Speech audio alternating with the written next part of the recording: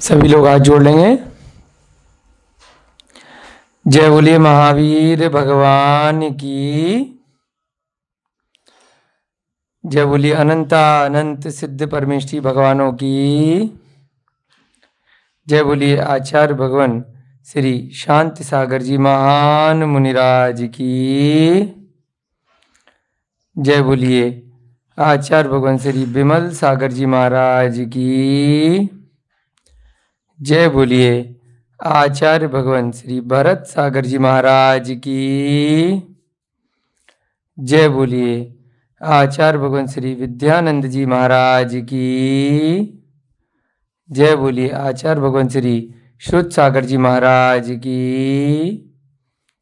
जय बोलिए आचार्य भगवान श्री प्रमुख सागर जी महाराज की। जय बोलिए मुनि श्री प्रणम्य सागर जी महाराज की। जय बोलिए मुनि श्री हनुमान सागर जी महाराज की। जय बोलिए शहादा संस्थानम अवैदानम के प्रांगण में विराजमान नेमिनाथ भगवान नमीनाथ भगवान की। सभी तीर्थंकरों की, सभी ज्ञानदानम गुरुकुल के छात्र छात्रागण, अध्यापक अध्यापिकाएं, हमारे सभी श्रावक श्रेष्ठीजन, सभी आगंतुक अतिथि, सभी त्रियंच गति के जीव जो भी यहाँ भ्रमण कर रहे हैं, उपचार हेतु आए हैं, इसके अतिरिक्त जो भी श्रावक श्रेष्ठीजन हैं जो वीडियो इत्यादि के माध्यम से स्वाध्याय को सुन रहे हैं, सभी को सादर जय जिनेन्द्र, जयदु जुड़ंदु।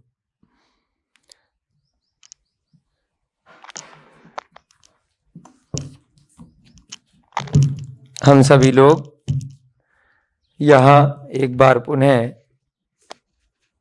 एकत्रित हुए हैं धम्म कहा नामक ग्रंथ का स्वाध्याय करने के लिए।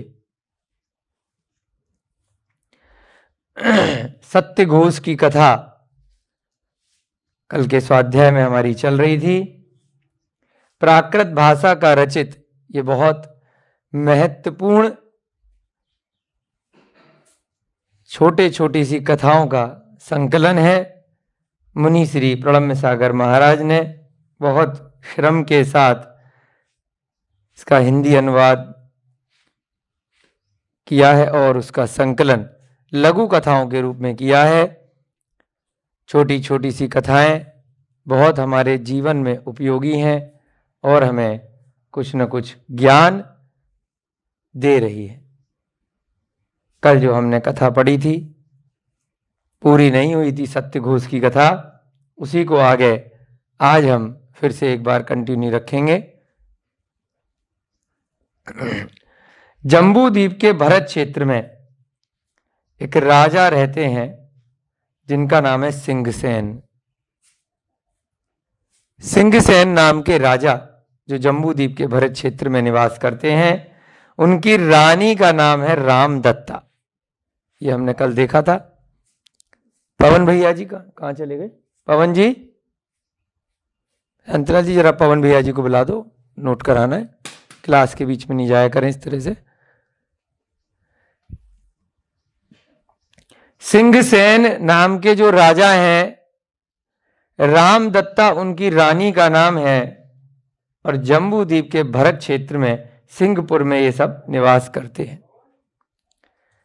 श्रीभूति उनका पुरोहित है, मंत्री का नाम है श्रीभूति। जो दिखाने का एक काम किया करता है, दिखावा बहुत करता है, यज्ञोपवीत को धारण करता है। यज्ञोपवीत बोलते हैं जनेऊ को। पेन ले लो बेटा, आशीष जी पेन ले लीजिए, मैं कुछ लिखवाना चाह रहा था, है ना।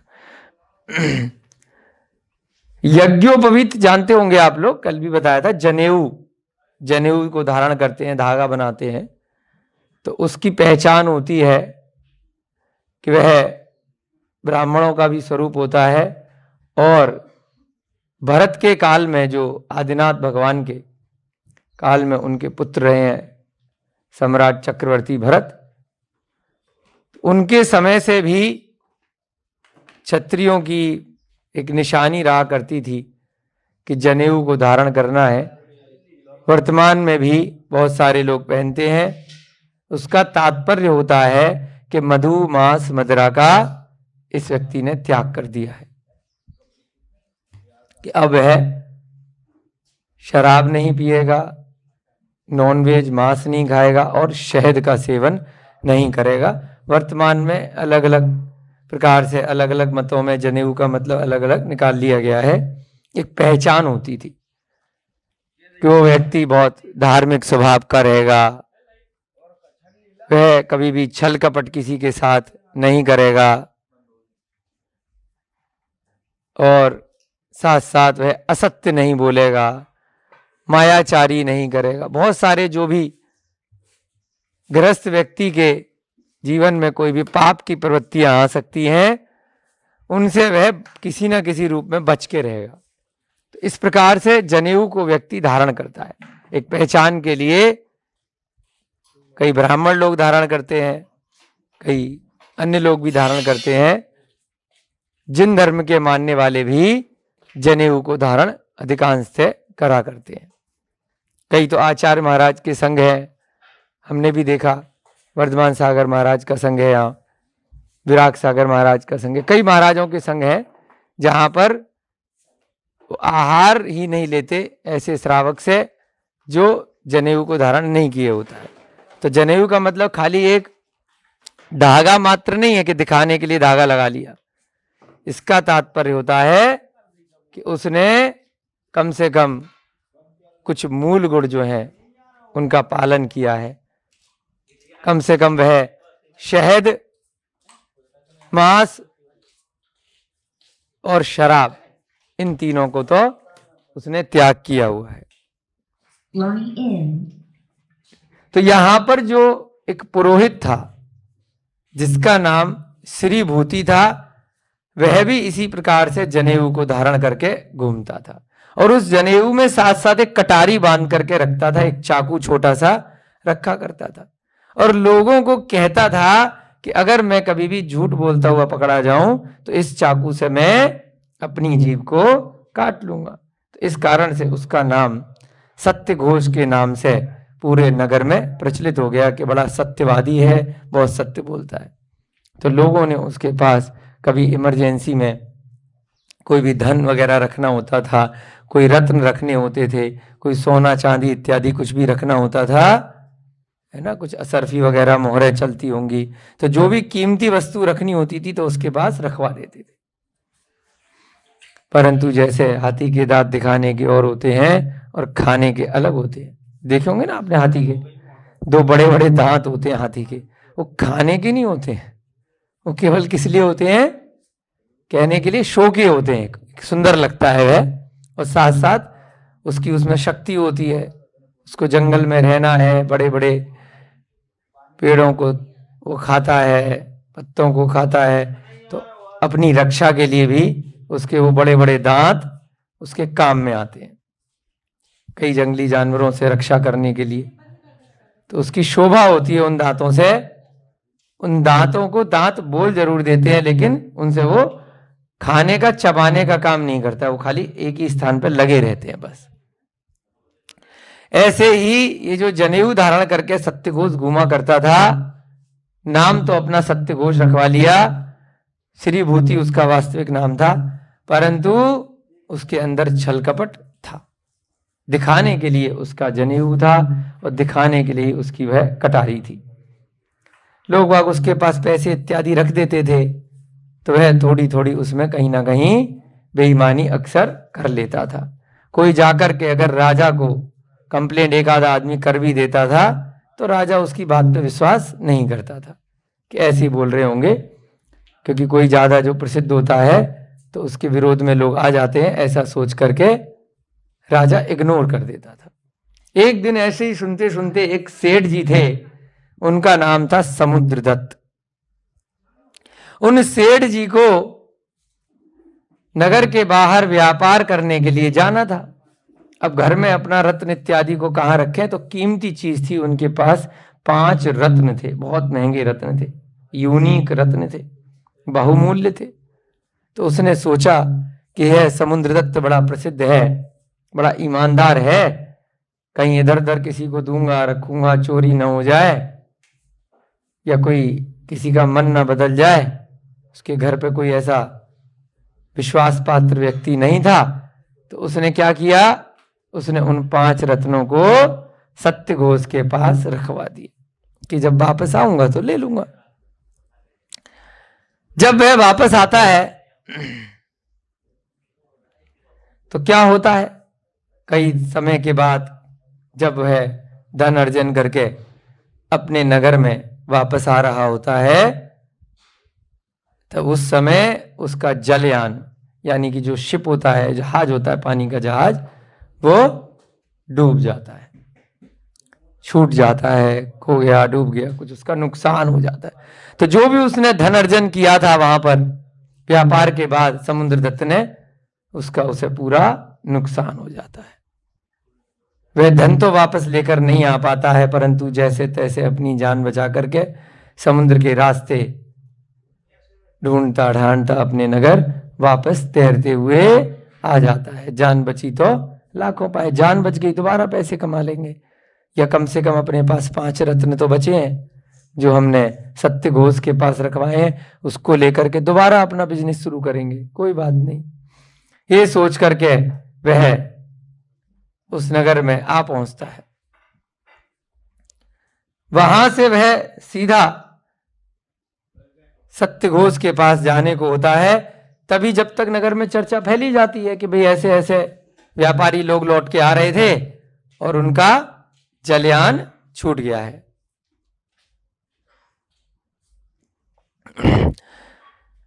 तो सत्यघोष दूर से आते हुए उसको देख लेता है। बेटा आकाश, कपड़े वाले में इसको छाना करो, है ना, और उधर से लाना पानी अगर संभव हो तो, है ना, और ये चप्पल वगैरह में नहीं छानते पानी, चौके का पानी। तो सत्यघोष के पास वह सीधा जा पहुंचता है। सत्यघोष उसको दूर से देख लेता है, अरे वो आ रहा है, आ रहा है, तो पहचान लेता है कि ये तो वही है जिसके मैंने रत्न रखे हुए हैं। और जब तक उसको खबर पहुंची गई थी कि कुछ लोगों के जलयान छूट गए हैं, तो जरूर ये मेरे से रत्न मांगने आएगा। तो पहले से ही जो उसके चेले बैठे थे, जिनमें वह अपनी कहानियां किस्से सुना रहा था, ऐसी बैठ करके मंच पर कहानी लंबी लंबी फेंक रहा था। तो पहले से ही उसने भविष्यवाणी कर दी अपने सारे चेलों को कि देखो वो ऐसे ऐसे आ रहा है, अब वो आके अपने रत्न मांगेगा। देखो वो पागल हो गया बेचारा, विक्षिप्त हो गया है, तो उसको अब वो सबसे जा करके रत्न मांगता है। अब देखो ऐसे ही कहेगा, वो कई बार चक्कर लगा चुका है। तो लोगों ने सत्यघोष की बात को सही मान लिया कि देखो बढ़िया आदमी है। और जैसे ही वह समुद्रदत्त वास्तव में पास में आया, तो उसने यही कहा कि सत्यघोष जी माफी चाहता हूँ, ऐसे ऐसे मेरा नुकसान हो गया है, तो मैंने जाने से पहले आपके पास 5 रत्न रखवाए थे, आप कृपया करके मुझे दे दो, तो मैं दोबारा से अपना कार्य शुरू करूं। तो तुरंत उसने कहा, सत्यघोष ने अपने सारे चेलों से, जो भी सेवक बैठे थे, कि देखा मैंने कहा था ना, वही हो गया। उसके बाद जितने की सारे लोग थे, उन्होंने धक्के मार करके समुद्रगत को निकाल दिया, क्योंकि उसने सत्यघोष पे विश्वास कर लिया कि भाई ये तो बिल्कुल सत्य बोलता है, और देखो मन की बात भी जान ली इसने, ये तो बड़ा अंतर्यामी है, बड़ा अच्छा आदमी है। उनने धक्के मार मार करके, मार पीट करके समुद्रदत्त को बाहर निकाल दिया। अब बेचारा वक्त का मारा, कर्मों का फल भोग रहा है। वह समुद्रदत्त जैसे तैसे व्यापार इतने समय तक किया, इतनी मेहनत करी, वहां भी नुकसान हुआ और यहां पर भी धोखा मिल गया। ऐसी धोखा हम लोगों को बहुत बार व्यापार में मिलता है। कभी कोई पार्टनर धोखा दे देता है, कभी कोई कर्मचारी धोखा देता है, कभी कोई घर का ही व्यक्ति आपके व्यापार इत्यादि में साथ में होता है, वो भी धोखा दे देता है। ये लालच बहुत बुरी बला है। संसार में लोग अपने क्षणिक लाभ के लिए दूसरे व्यक्ति के साथ मायाचारी कर लेते हैं, परंतु उनको उसका फल कभी ना कभी मिल ही जाता है। तो इसी प्रकार से यहां पर उस समुद्रदत्त को भी कुछ ना कुछ धोखा मिल रहा है, कुछ कर्म रहे होंगे, उसके नुकसान हो रहा है, उसका बुरा वक्त चल रहा है, परंतु क्या करता बेचारा, वह दर दर की ठोकरें खाने लगा। क्योंकि व्यापार भी दोबारा शुरू तो तब करे ना, कुछ तो हाथ में टूट गया बेचारा कि वहां से भी धोखा, यहां से भी धोखा, अब मैं क्या करूं।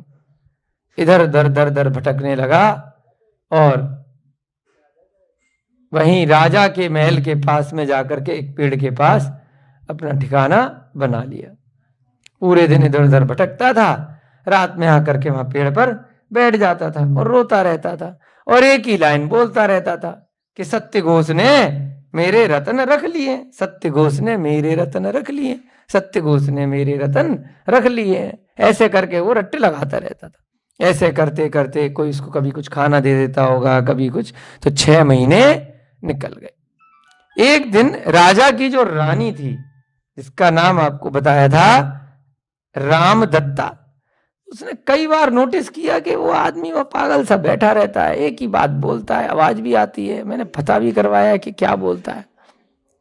तो वो राजा को बोलती है कि इतने दिन हो गए राजा जी, सिंहसेन राजा थे, कि मुझे कुछ तो डाउट हो रहा है कि पागल नहीं है। क्योंकि पागल होता ठीक ठाक लगता है, पता नहीं क्या चक्कर है, एक ही लाइन क्यों बोलता है। पागल होता तो कभी कुछ बोलता, कभी कुछ बोलता, किसी को पत्थर मारता, किसी को कुछ करता, ऐसा तो कुछ करता नहीं है। बेचारा वहां बैठ के भाई एक लाइन बोलता है कि सत्य घोष ने मेरे रत्न रख लिए। तो कुछ इसकी जांच करनी चाहिए कि ये सच बोल रहा है कि झूठ बोल रहा है। तो राजा ने कहा, अरे क्या बात करती हो, सत्य घोष अपना मंत्री है, पुरोहित है, वो चोर थोड़ी है, इतना ईमानदार है, पूरे नगर में उसकी चर्चा है, इतने बढ़िया से काम करता है हमारे यहाँ, कोई दिक्कत नहीं आई, हमें नहीं लगता कि सत्य घोष चोर है। फिर भी रानी ने कहा कि देखो संभावना तो है, कोई अगर कंप्लेंट कर रहा है, कोई बोल रहा है, तो चेक करने में, परीक्षा करने में क्या जा रहा है अपना। परीक्षा में अगर वो चोर नहीं निकला तो कोई बात नहीं, तो परीक्षा तो करो। राजा ने कहा ठीक है, तो तुम ही कर लो उसकी परीक्षा, जैसे तुम्हें ठीक लगे। तो जो रानी थी उसने कहा ठीक है, आपने मुझे बता दिया, मैं अपने एंड पर दिमाग लगाती हूं कि भाई मंत्री है, चतुर है, ऊपर से इतना प्रसिद्ध भी हो गया है कि सत्य बोलता है, कटारी भी लेकर के घूमता है, जनेऊ भी धारण करके घूमता है, तो आसान तो नहीं है, फिर भी कोशिश करते हैं। तो रानी ने एक द्यूत क्रीड़ा का आयोजन किया। द्यूत बोलते हैं जुए को, द्यूत, कि भाई चलो एक दिन जुआ खेलते हैं, वहीं अपना चौपाल लगाते हैं राजमहल में, और उसमें हम और सत्य घोष साथ में खेलेंगे। उन्होंने कहा ठीक है खेलो। और फिर अपनी एक दासी को, निपुणमती दासी थी, उसको बोला कि भाई सत्य घोष के घर जाकर के बता दो कि रानी के साथ जुआ खेल रहा है, दूध कीड़ा कर रहा है। वैसे सप्तव्यसन में आता है, बुरा काम है, करना नहीं चाहिए किसी को भी, लेकिन कभी किसी की परीक्षा करनी है तो इसलिए रानी कर रही है कि भाई ये झूठ भी बोलता होगा, ये जुआ भी खेलता होगा, और जुआ खेलने के लिए वो सत्य घोष तैयार हो जाता है। उसके बाद अपनी दासी को उसके घर भेज देती है, ब्राह्मणी के पास में, सत्य घोष ब्राह्मण है, कि भाई ऐसे ऐसे आपका पति रानी के साथ जुआ खेल रहा है, तो कभी कोई जरूरत पड़ जाए तो ध्यान रखना, वहां पैसे खत्म हो जाए तो भिजवा देना। तो सूचना दे देती है। और रानी चतुर थी, रानी ने पहले ही कह दिया कि भाई उसे जाकर के बोलो कि उस पागल के रत्नों को मांगने के लिए मुझे भेजा है। चुपचाप से क्या बोला रानी ने कि वो जो पागल है ना, पूरे नगर में घूमता है, जिसको तुमने पागल बना दिया है, खूब मारा पीटा भी था, और वो पेड़ पे लटका रहता है, तो बिना सत्य घोष को बताए निपुणमती को क्या बोला उसने, रानी ने, कि जाओ और जाके मांग लो कि वो जुआ खेलने के लिए कुछ तो साथ में चाहिए ना पैसे लगाने के लिए। तो पागल वाले रत्न मांगे हैं। क्या मांगे हैं? जो पागल वाले रत्न हैं वो मांगे हैं। उसने तो कह दिया था मेरे पास है ही नहीं। अब उसे लगा कि रखे तो घर पे ही होंगे, तो ब्राह्मणी को तो, पत्नी को तो पता ही होगा कि कहां छुपा करके रखे हैं, और बता दिया कि भाई उसी ने मांगे। बोलते हैं ना कि भाई कोई बच्चा मिल गया, अरे तेरे पापा ने बुलाया है चलो साथ में, तो बच्चा चल देता है। ऐसे ही निपुणमती ने जाकर के क्या कहा कि तुम्हारे पति ने 5 वो जो पागल के रत्न छुपाए हुए रखे ना वो मांगे हैं। दासी वहां जाकर रत्नों को मांगती है, किंतु ब्राह्मणी ने वे रत्न नहीं दिए। अब जैसे बच्चे को पहले से सिखा के रखा होता है कि भाई कोई अगर ऐसे बोले कि पिताजी ने बुलाया तो जाना नहीं है, किडनैप भी कर सकता है। तो जो सत्य घोष था वो पहले से ही ब्राह्मणी को सेट करके परमानेंट रखा हुआ था कि ये बड़ी कीमती रत्न हैं, छुपा करके रखना, जब तक मैं खुद नहीं लूं तब तक किसी को देने नहीं है, जब तक मैं खुद मांगने नहीं आऊं। तो ब्राह्मणी ने कहा नहीं नहीं नहीं, मेरे पास तो कोई रत्न नहीं है, ऐसे सिखा के रखा हुआ था सत्य घोष ने। उसने मना कर दिया, क्योंकि पहले से ही सत्य घोष ने कहा था कि किसी को भी वह रत्न प्रदान नहीं करना, ये अलग कीमती हैं।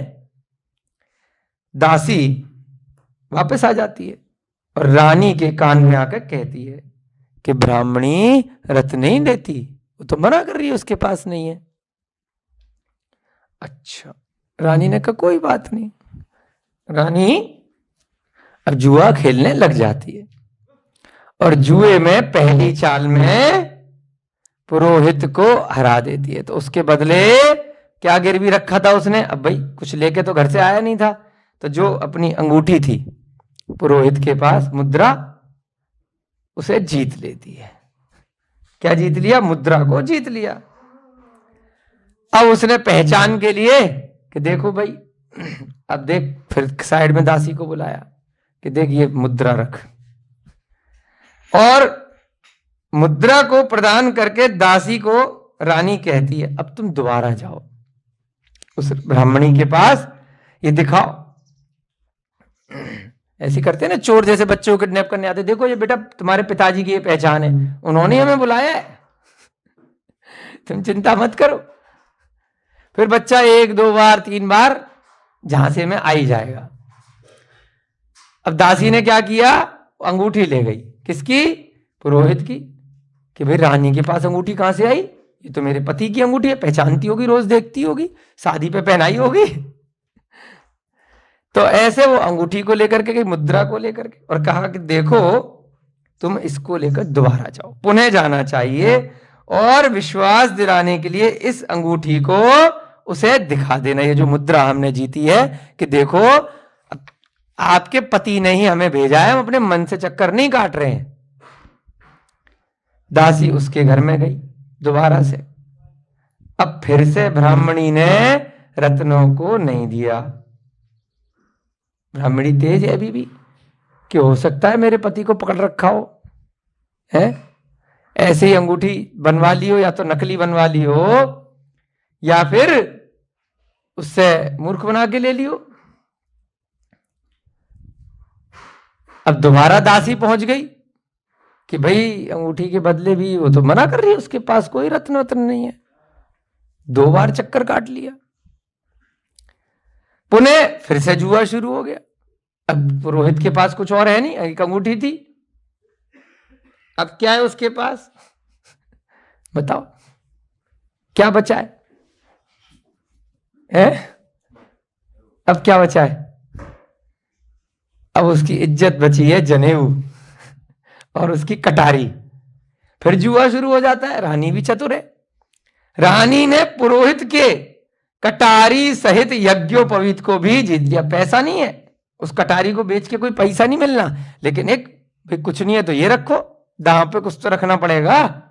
तो उसने क्या किया? अपना जनेऊ दांव पे रख दिया, चलो जी, कटारी रख दी। जुआ खेलने के लिए।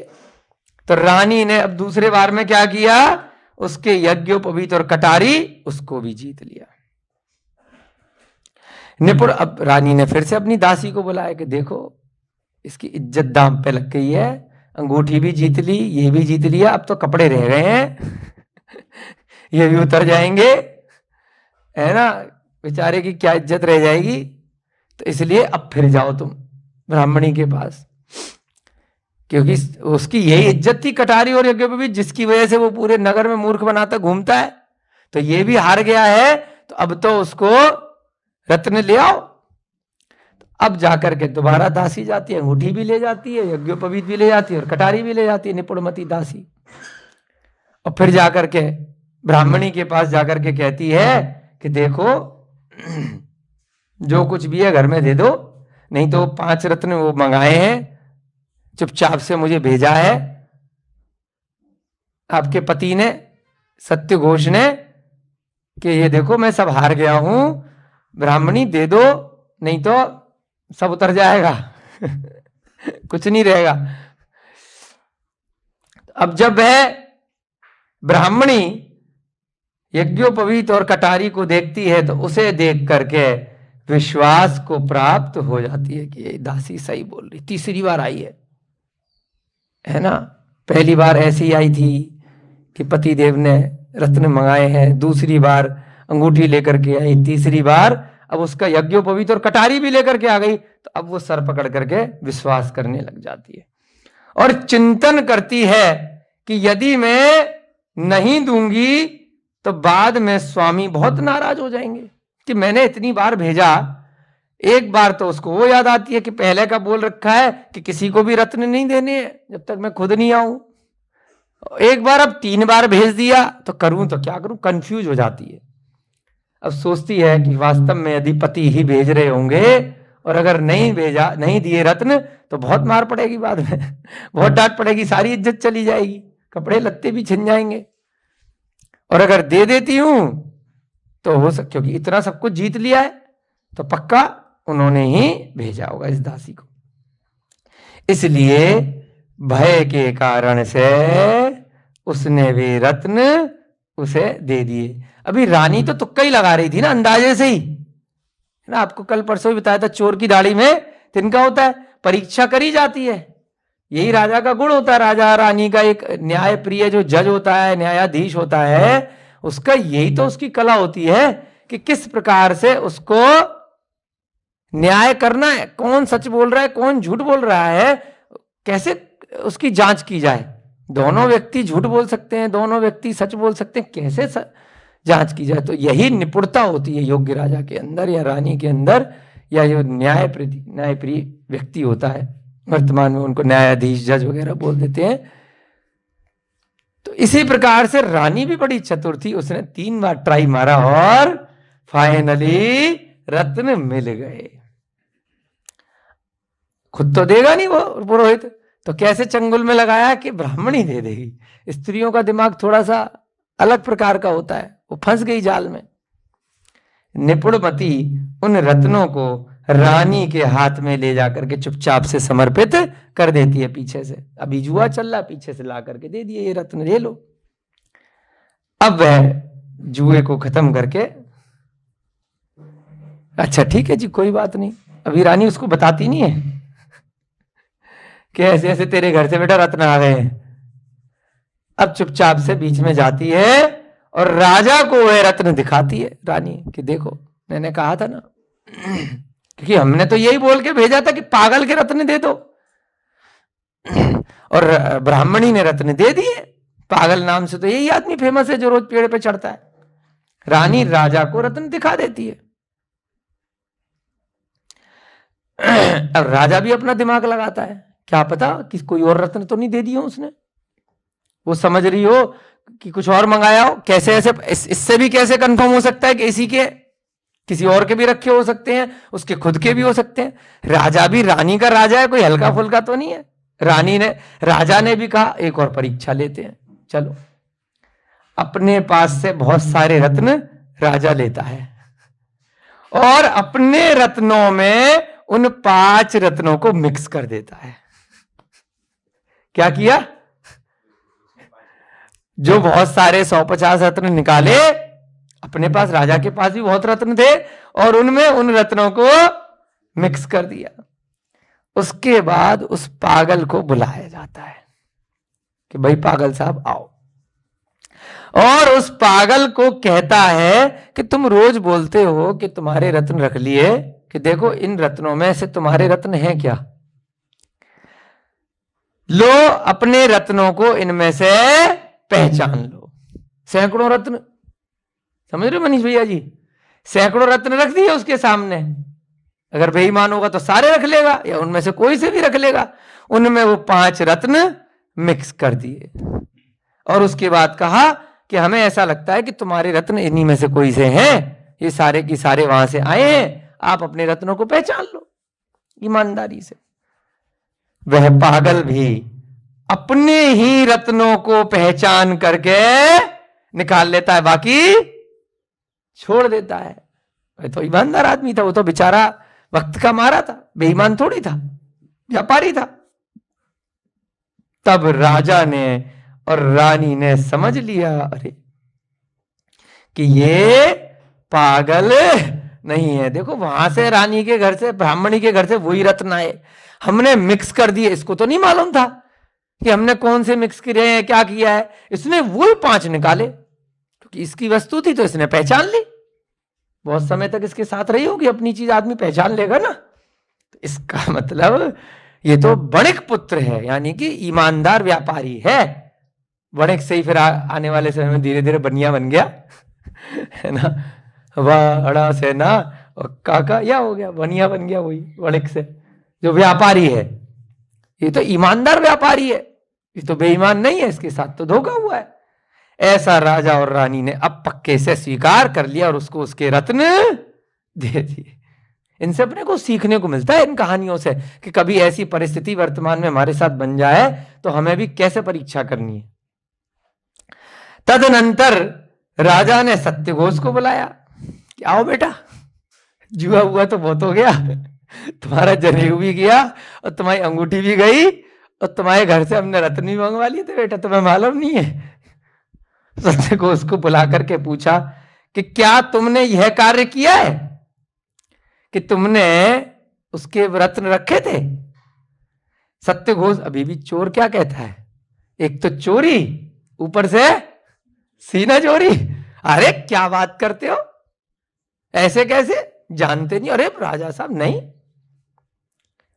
सत्यघोष फिर अभी तो राजा ने बताया थोड़ी कि मैंने तेरे घर से रत्न मंगा लिए और दे दिए उसको। सत्यघोष से अभी डायरेक्ट पूछ रहा है कि सत्यघोष जी, ये बेचारा पागल घूमता रहता है, तुम्हारा नाम लेता है, क्या तुमने ये कार्य किया है क्या? सत्यघोष कहता है, हे राजन, क्या यह कार्य हमारे लिए उपयुक्त है? अरे क्या आपको लगता है हमारे जैसा व्यक्ति ऐसा कार्य करेगा? ना ना ना ना ना ना ना ना, मैं तो अपनी कटारी से ये कर लू वो कर लू। फिर नाटक चालू कर देता है, क्या यह कार्य हमारे जैसे श्रेष्ठ व्यक्ति के लिए उपयुक्त है? अरे राजन, अयुक्त कार्य को हम कैसे कर सकते हैं? ये तो बिल्कुल अयुक्त कार्य है, युक्त है ही। ना ना ना ना ना।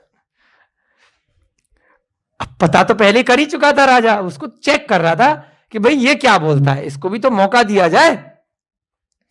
अपने भारत सरकार के हर कानून में भी लिखा है कि किसी के ऊपर अगर कोई केस किया गया, कोई कंप्लेंट की गई, तो उसको अपॉर्चुनिटी ऑफ बीइंग हर्ड दी जाती है ना। अंग्रेजी में एक शब्द आता है ना, आप सीए वाले भाई साहब, है ना, कोई भी लॉ का केस करेंगे, कोई भी अपॉर्चुनिटी दी जाती है ऑफ बीइंग हर्ड, यानी कि उसको सुनवाई का मौका दिया जाता है। एक बार सुनवाई नहीं आ पाया, नहीं कागज पत्तल थे, नहीं उसके पास कोई गवाह था, तो 2 बार 3 बार 5 बार कम से कम देनी पड़ती है। 5 बार हियरिंग होती है अक्सर।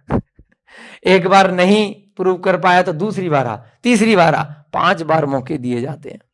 6-6 महीने 1-1 साल तक, कई वर्षों तक केस चलते हैं।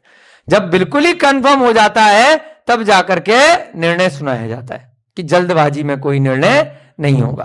वो आ ही नहीं रहा है तो एक्स पार्टी बोलते हैं कि भाई बिना उसके, जब आ ही नहीं रहा अपनी बात रखने के लिए, इसका मतलब मान लिया जाता है कि वह गुनहगार है। तो यहां पर भी उसको अपॉर्चुनिटी दी गई, उसको भी बताया नहीं गया है कि भैया तेरा जुर्म हमने पहले ही जांच करके पकड़ लिया है। उससे डायरेक्ट पूछा जा रहा है। कई बार हम लोग भी बोलते हैं ना कि भाई अगर तूने देख खुद बता दिया तो सजा कम मिलेगी, हमने मेहनत करके तेरे को अगर पकड़ा तो डबल सजा मिलेगी, हमारी एनर्जी भी लगी, सरदर्द भी लगा, ढूंढा, टाइम खराब हुआ, तो खुद बता दे।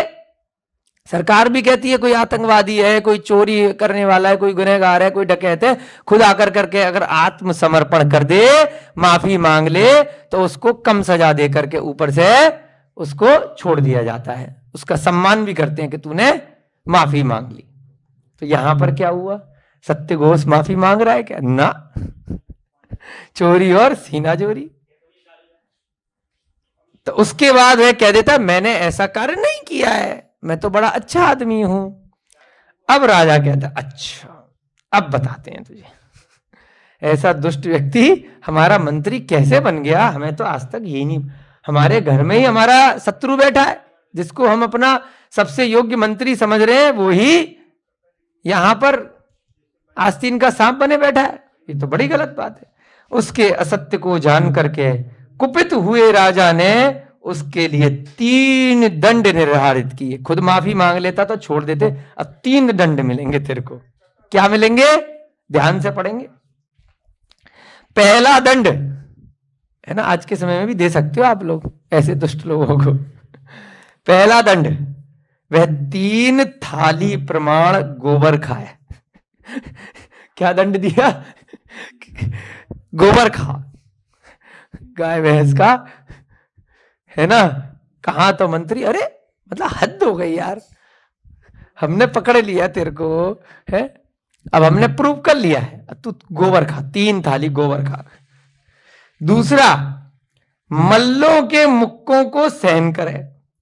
मल्ल युद्ध होता है ना, जो बॉक्सिंग लड़ते हैं, जो कुश्ती, खतरनाक लोग होते हैं, सुशील कुमार और वो सब ओलंपिक जीत करके आए ना, एक मुक्का खा लो तो मिट्टी में डाल डाल के धाए धाए कर देते। मल्ल पहलवान जो होते हैं, हमारे मुक्के नहीं, पहलवान जो है, पहलवान के मुक्कों को खाए। मल्लों को मुक्के, मल्ल उठाने वाले मुक्के थोड़ी मारेगा, मुक्के से बॉक्सिंग करते हैं ना, मल्ल युद्ध। मल अलग होता है, मल्ल है, मल्ल है ना, उसी को बोलते हैं रेसलिंग, बोलते हैं अंग्रेजी में, रेसलर है ना, उनके मुक्के खा। और तीसरा ऑप्शन दिया कि अपना सारा धन जो भी तुम्हारे पास है वो हमें दे दो। अब वो तो बेईमान आदमी है, कहता है भैया धन कैसे दे दूं, चलो गोबर ही खा लेते हैं। तो उसने क्या किया कि चलो कोई बात नहीं, गोबर खा के काम चला लेते हैं। ऐसे ही कई बार होता, भ्रष्टाचार में कोई नेता पकड़ा गया, करोड़ों अरबों रुपए का भ्रष्टाचार किया, उसने कहा भैया खा पी के खत्म कर दिया। कानून ने कहा जो भ्रष्टाचार तुमने किया है, इतने करोड़ रुपए का ये धन लूटा है, ये किया है, ये देखो जी वो पैसा वापस कर दो, तो आपको कम सजा दे करके छोड़ देंगे। दूसरा ऑप्शन दिया 6 महीने की सजा, 1 साल की सजा, 5 साल की सजा। तो तुम्हारा अब धन तो हम वसूल नहीं सकते, तुमने कहां छुपाया हमें क्या मालूम। तो कई नेता क्या करते हैं, चारा घोटाले वाले हुए, ये घोटाला हुआ, 3G 2G 5G पता नहीं कौन कौन से घोटाले, वो कहते हैं कोई दिक्कत नहीं, इतने लाख करोड़ का घोटाला किया, पैसा छोड़ दो, 2-4 साल 5 साल 2-4 महीने जेल रह आएंगे, कोई दिक्कत नहीं है अपने को। तो ऐसे ही आज भी लोग करते हैं कि चलो करोड़ों रुपए तो अपने हुए, 6 महीने आराम से जेल में 5 स्टार की जिंदगी वहां रह आएंगे, क्या दिक्कत है। अपना मनी वाइट मनी हो गया, पक्का हो गया कि भैया अब तो प्रूव हो गया, रख ले, अब तो रख सकते हैं ना हम पैसे, कानून भी कहता है रख लेना। सजा भुगत ली है। तो ऐसे ही यहां पर हुआ, उनने कहा गोबर खा लेते हैं, रत्न तो रखे रहेंगे, पैसा तो यानी कि जितना भी धन है वो तो अपना हो जाएगा, चलो गोबर खा लेते हैं। लेकिन राजा था, आज के समय का कानून नहीं है। आज के समय पे क्या कानून अंधा है कि चलो पैसा लूटा है, पैसा तू रख ले, कहीं भी चोरी करी, डकैती करी, कुछ भी करा, सजा भुगत ले। तो बहुत सारे लोग ऐसे होते हैं। अब देखा हमने, गाड़ी चुरा करके कोई ले गया, किसी के घर में कोई चोरी कर ली, है ना, लाखों करोड़ों रुपए, लूट लिए, कानून ने सजा दे दी, प्रूफ भी हो गया, भाई 6 महीने रह ले, 3 महीने रह ले, वो पैसे तेरे। लेकिन राजा के समय में ऐसा नहीं होता है, कहता सजा भी देंगे और पैसे भी वापस चाहिए, गोबर भी खिलाएंगे और पैसे भी नहीं छोड़ेंगे। तो लेकिन वो मूर्ख बन गया पुरोहित, गोबर खा लिया। उनने सोचा है गोबर खा लेता हूं तो पैसे तो रत्न तो वापस नहीं करने पड़ेंगे, गोबर खा लिया। बताओ, हद है, पैसे के लिए आदमी गोबर खा रहा है? विनाश काले। ऐसे ही आज के समय पे पैसे के लिए लोग, हमने देखा है कैसे कैसे जेलों में सड़ते हैं। क्या फायदा ऐसे पैसे को चोरी करने का, छल कपट करने का, मायाचारी करने का? वहां जेलों में देखो कितनी बुरी हालत है ना, कितना गंदगी में रहते हैं, कितने, फिर भी नहीं, पैसा मिल रहा है, कर रहे हैं गलत काम, मर्डर करे आते हैं पैसे के लिए, सुपारी लेकर के, और फिर जाकर के उस पैसे को क्या करते हैं। अभी बहुत वर्ष पहले यहाँ पे आप महाराष्ट्र में बैठे हैं, बंबई में अटैक हुआ, पाकिस्तान से आतंकवादी आए, थोड़ी सी उसकी स्टोरी पढ़ने का मौका मिला। कसाब नाम का आतंकवादी था पता चला कि 200-300 रुपए दिहाड़ी का आदमी था, केवल किस लिए या मरने मारने के लिए आ गया कि भाई पैसे चाहिए, उसे मालूम ही नहीं क्यों कर रहा हूं। 5 आतंकवादी इसीलिए आए कि भाई बिल्कुल छोटी सी कुटिया उनकी पाकिस्तान में, जरा जरा से घर, कि भाई घर वालों को पैसे मिल जाएंगे, इसको मिल जाएगा, उसको मिल जाएगा, बाद में पैसा पैसों के लिए। मालूम ही नहीं क्यों मार रहे पब्लिक को, कोई कारण ही नहीं पता है। थोड़ा सा उनका दिमाग खराब किया गया और तेरे को पैसों का लालच दिया गया और मार रहे पब्लिक, पता ही नहीं है। ऐसी बहुत बार कत्ल खाने के लोग होते हैं, मांस और चिकन में दुकानों पे काम करने वाले कर्मचारी होते हैं स्लॉटर हाउस में कर्मचारी होते हैं, पता करते हैं, बांग्लादेश में बहुत लोग काम करते हैं, बहुत अलग अलग जगह भी स्लॉटर हाउसेज में। कितनी तनख्वाह है? 5,000 रुपए महीने की तनख्वाह, 2,000 रुपए महीने की तनख्वाह, 3,000 रुपए महीने की तनख्वाह, पर डे की 100-200 रुपए की तनख्वाह, ढेर दनादन पूरे दिन जानवरों को मार रहे हैं। काहे के लिए? अरे पेट पालना है। हमारी भी बातचीत हुई है कई बार ऐसे लोगों से, जी पेट के लिए करना है, परिवार का पालने के लिए कर रहे हैं। अरे भाई यही काम रह गया है, तुम सीधे दाल रोटी बना लो, सब्जी बना लो, सब्जी बेच लो, नारियल बेच लो, फल बेच लो। तो ऐसा उनका दिमाग खराब कर दिया जाता है कि इसी काम से ही तुम्हारे को तुम्हारा परिवार पलेगा, तुम्हारी दाल रोटी चलेगी। तो जैसा फीड कर दिया उन लोगों के दिमाग में, वैसा उनका हो गया। तो ऐसे ही यहां पर इसका भी हो गया कि भाई गोबर खा लेंगे, वो पैसा तो अपना हो गया, क्या दिक्कत है? उस पैसे का करेगा क्या? इतने छल कपट से जो कमाया उसका उनको भान नहीं रहता है लोगों को, मायाचारी के कारण, असत्य के कारण। तो ऐसे ही यहां पर उसने गोबर खा लिया कि पैसा तो अपना हो गया, लेकिन पूरे जब उल्टे गोबर खाएगा कोई, शुरू तो कर देगा, लेकिन खा पाएगा क्या? पूरा गोबर खा ही नहीं पाया। तो राजा ने कहा था भैया 3 थाली पूरी खानी है, 3 थाली पूरी नहीं खा पाया। बड़ी बड़े थाल होते होंगे उस समय के, खा बेटा, असमर्थ हो गया। तो अब राजा ने कहा भाई दूसरा वाला ट्राई करके देख लो, मल्लों के मुक्के खाओ। अब धे धनादन जो बाउंसर थे, बॉक्सर थे उस समय के, आज के समय के तो थे नहीं, धे धनादन वो भी खाए, उसमें भी असमर्थ हो गया। पहला वाला भी फेल, दूसरा वाला भी, चारों खाने चित्त। तो उसने अब थर्ड वाला ऑप्शन तो लेना ही पड़ेगा भैया, दोनों ऑप्शन भी हो गए तो सारा की सारा धन भी देना पड़ गया। जो बचा कुछ था, वो तो रत्न तो चले ही गए थे, ब्राह्मणी ने दे दिए थे, बाकी जो बचा था वो भी धन सारा दे दिया। उसके बाद क्या राजा नौकरी पे रखेगा? नौकरी से भी गया।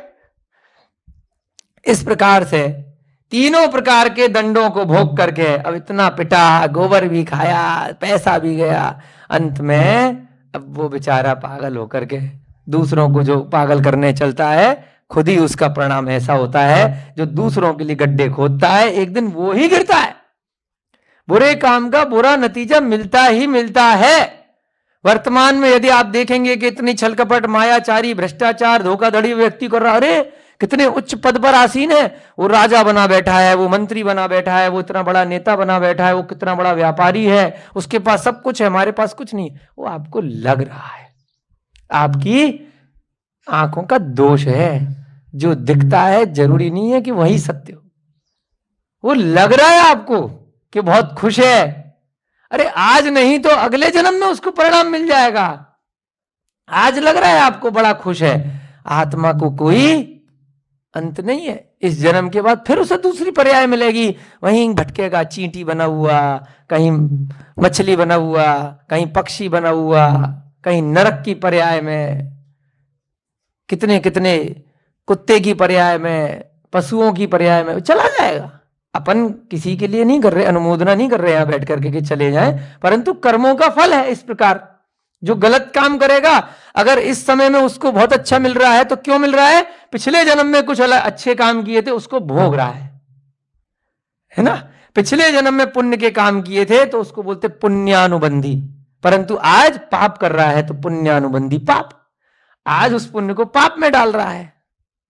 पिछले जन्म में कुछ पाप किए थे तो पापानुबंधी, अभी थोड़ा सा अगर सुधर गया तो पुण्य। पिछले जन्म में भी पुण्य किए थे तो पुण्यानुबंधी, फिर से दोबारा से पुण्य। आज भी अगर पुण्य कर रहा है तो आगे बढ़ जाएगा, मोक्ष मार्ग पर आगे निकल जाएगा।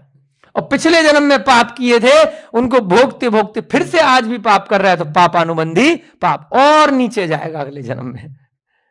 तो 4 प्रकार से श्रेणियां होती हैं। तो यहां पर इसने क्या किया? पिछले जन्म का कुछ पुण्य था तो पुरोहित बन गया, मनुष्य पर्याय मिल गई, इतना धन इत्यादि मिल गया, लोगों का विश्वास बन गया, परंतु आज पाप कर लिए तो क्या हुआ? बहुत 3 प्रकार के दंडों को भोगा और अंत में मरण को प्राप्त हुआ। अब देखिए क्या मरण को प्राप्त हुआ। बहुत इंपॉर्टेंट लाइन आ रही है, उस लाइन के बाद आपका आज का ये वाला कथानक समाप्त भी होने वाला है, लेकिन ध्यान दे करके सुनिएगा। तीव्र लोभ के कारण मरण करके, तीव्र लोभ, बहुत आर्त ध्यान, रौद्र ध्यान, लोभ, लालच बहुत तेज था, अभी भी सुधरा नहीं था, मरण करा तो क्या बना? ध्यान दीजिएगा सभी लोग सुनने वाले। राजा के भंडागार खजाने में अगंधन जाति का सर्प हुआ। क्या बन गया? सर्प बन गया, सांप अगले जन्म में। ये केवल जैन ग्रंथ ही हैं जो ये सारी चीजें बता पाते हैं अगली पर्यायों के बारे में भी। बाकी तो सोचते अरे कुछ नहीं हुआ, मरी तो गया, क्योंकि ये केवल ज्ञान का ज्ञान है। उस ज्ञान में अगला जन्म भी आ जाता है, पिछला जन्म भी आ जाता है, आचार्यों के ज्ञान में, है ना। अपने को सीखना है। क्या बन गया? तीव्र लोभ के कारण से उसी खजाने में सांप बन गया। कौन सी जाति का? अगंधन जाति का, वहीं खजाने में। और बहुत सारा समय उसने सांप की पर्याय में वहां पर निकाला, और वहां से भी जब मरण किया उसके बाद में भी दीर्घ संसारी बना। अभी तक उसका संसार पूरा नहीं, वहां से भी तड़प तड़प करके कभी कोई त्रियंच गति, कभी नरक गति, वहां से निकल निकल करके अभी भी वह भटक रहा है। और कहां पुरोहित की पर्याय थी और कहां सांप बन गया। देखते ना बहुत सारा खजाने वगैरह में सुनते हैं, किस्से कहानियों में, फिल्मों में, कि वहां अरे बड़े सांप रहते हैं उस खजाने में, है ना। कई जगह नेट पे भी देखने को स्टोरी मिलती है। तो कौन होता है वो सांप? क्यों मनीष भैया जी? कहीं पर भी सुना होगा ना कि यहाँ बड़ा खजाना है, यहाँ सांप निकलते हैं या नीचे जाते हैं, पता सबको है। कौन होता है वो सांप? पहले नहीं, या तो उसका मालिक होता है पहले खुद ही, या तो मालिक होगा लेकिन लोभी होगा, उसको इतना परिग्रह होगा उसके साथ कि मेरा इस धन का क्या हो जाएगा, इकट्ठा खूब किया होगा। या चोर होगा, तो वो उसी धन में, उसकी रक्षा में, अगली गतियों में वही चला जाता परिग्रह के कारण से। अति परिग्रह, नरक आयु तक मिल जाती है या त्रियंच आयु मिल जाती है। अपने पैसे से भी ज्यादा मोह है तो आप उसी घर में त्रियंच गति में सांप बन जाओगे, बिच्छू बन जाओगे, वहीं घर के कुत्ता बन जाओगे उसकी रक्षा करने के लिए। तो ये सब हवाबाजी नहीं है, ये सब पौराणिक कथाएं हैं, वास्तविक हैं, प्रूव हो सकती हैं। कई जगह कई बार प्रूव हो जाती हैं कि वह जीव अपने जाति स्मरण से आ जाता है, बताता है बहुत बार बहुत सारी ऐसी घटनाएं होती हैं। तो हमें अति परिग्रह, अति लालच, अति लोभ से बचना चाहिए। इस कथानक की यही शिक्षा है। सत्य घोष की तरह हमें खाली नाम उल्टा नहीं रख लेना चाहिए, हमें काम करना चाहिए। जरूरी नहीं है आपने नाम कुछ भी हो, परंतु कार्य अच्छे करने हैं, कर्म अच्छे करने हैं। इस प्रकार से आज हमारी सत्य घोष की घटना पूरी हुई। हमने यहाँ इस कथानक से एक अच्छी शिक्षा को ग्रहण करना है और जो रामदत्ता रानी थी उसके से भी सीखना है कि कभी आपके जीवन में ऐसा मौका मिल जाए तो आपने अचानक से किसी की सुनी सुनाई बातों में निर्णय नहीं करना है। या तो आप अवधि ज्ञानी हो, केवल ज्ञानी हो, आपको मने परे ज्ञान है तो बात अलग है ना। ऐसा कोई निमित्त ज्ञान इत्यादि है तब आपने जान लिया। अन्यथा अगर आप साधारण मति श्रुत ज्ञान के धारण करने वाले हैं तब आप बिना योग्य परीक्षा के सही तरीके से निर्णय ना करें। केवल ये मेरा खास आदमी है, इसने मेरे को बताया है तो इसकी बात सत्य होगी, जरूरी नहीं है। आपका स्वयं का पुत्र भी, पुत्री भी, परिवारी जन भी किसी कारण से आपसे असत्य बोल सकता है। तो इस जय बोले महावीर भगवान की, जय बोले अनंता अनंत सिद्ध परमेष्ठी भगवानों की जय बोलिए। इस युग के प्रथमाचार्य श्री चारित्र चक्रवर्ती आचार्य भगवान श्री शांति सागर जी महान मुनिराज की जय बोलिए। आचार्य भगवान श्री विद्यानंद जी महाराज की जय बोलिए। मुनि श्री प्रणम्य सागर जी महाराज की जय बोलिए। मुनि श्री हनुमान सागर जी महाराज की। सभी को जय जिनेन्द्र जय दू जुड़न दो।